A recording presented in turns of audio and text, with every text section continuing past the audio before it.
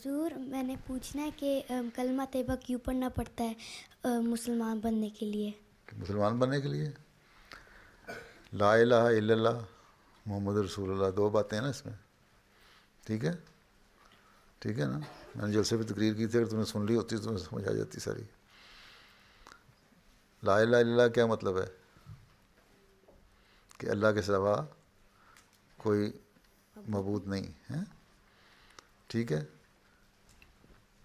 تو اسلام کیوں آیا؟ اسلام اس لیے آیا کہ جو مشرک تھے، شرک تھے، دوسرے مذہبوں میں بھی شرک پھیل گیا تھا.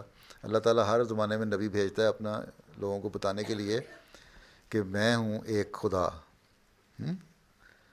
کہ میرے علاوہ اور کوئی خدا نہیں. لا الہ الا اللہ کا مطلب یہ ہے کہ میں ایک خدا ہوں، میرے علاوہ اور کوئی خدا نہیں. ٹھیک ہے. یہ اس لیے اعلان کرو اس کا. میں نے ساری دنیا کو، ساری کائنات کو، سارے یونیورس کو بنایا ہے.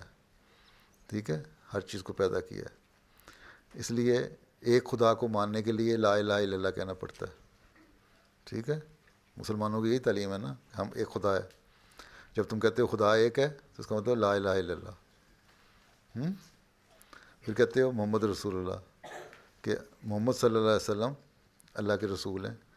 وہ رسول ہیں جو ساری آخری نبی ہیں اور ساری دنیا کے لیے آئے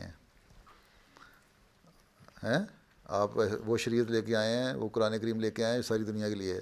نہ بائبل ساری دنیا کے لیے ہے، نہ ہندوؤں کی کوئی کتاب ساری دنیا کے لیے، نہ تورات جو ساری دنیا کے لیے ہے.